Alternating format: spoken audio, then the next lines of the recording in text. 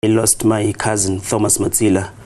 Thomas and I were equals in the sense that we were born 7 months apart. Our mothers are sisters. He had gone to Nigeria, to attend the church there together with his wife. Right. And when and how did you learn about the tragedy? On Saturday morning, I heard over the news, over the radio news, on one of our sister radio stations, that there was this tragedy that took place in Nigeria. And immediately, I panicked because I knew that my cousin was there. Because on Thursday evening, at about 8 o'clock, he called me to tell me that he had traveled to Nigeria, to attend the church there. So immediately I, reached for my cell phone, tried to make contact with him, and I discovered that his phone was off. And I checked his WhatsApp update, and I discovered that it was last updated on Friday at 2 o'clock South African time. And when I could not get hold of him, I began to panic. And I tried to get hold of the officials of the Department of International Relations and Cooperations. I contacted Clayson Monyela, who referred me to his colleague Nelson. They gave me the number to contact. Right. Was Mr. Matsila traveling on his own? As I indicated, my cousin Thomas traveled to Nigeria with his wife. I think they went there for spiritual nourishment.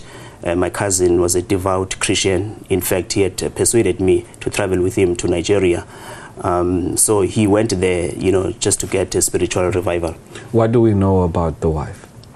The wife, over the weekend, I want to tell you, it was very frustrating to get information.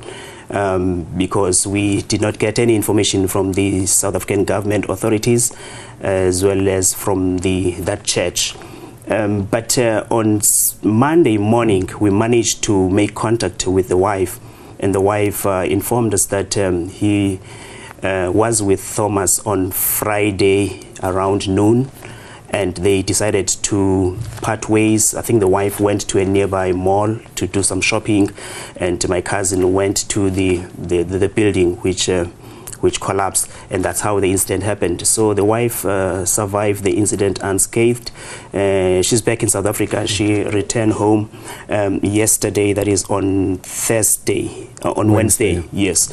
And she told us that, shortly before she left Nigeria, she was informed that her husband was among the deceased.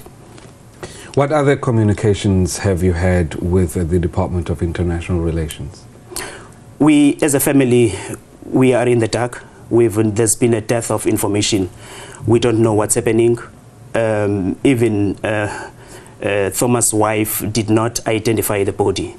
Apparently, they use a photograph to identify his body. So no one from the family has identified the body. We're merely told that he had passed on. So we've not received anything from government authorities. And the only thing that we did was just to phone the numbers that were given to us, and we were asked to leave messages, and they promised to come back to us. We have not had anything. All right, we are about to run out of time, but just let me squeeze in just one question. How is the family holding up during this time? Well, Lucanyo, I want to tell you that we're devastated. All of us are devastated. I'm devastated. This was not just a cousin to me. He was a buddy. It's very close to me. We're devastated, and I cannot begin to imagine how his mother, my aunt, his sister, his wife, and kids are feeling about this tragic incident. And for us, the priority is to identify the body of our beloved brother and repatriate him back to South Africa and give him a decent, burial. So that's our focus at this stage, and we'll appreciate if the authorities can,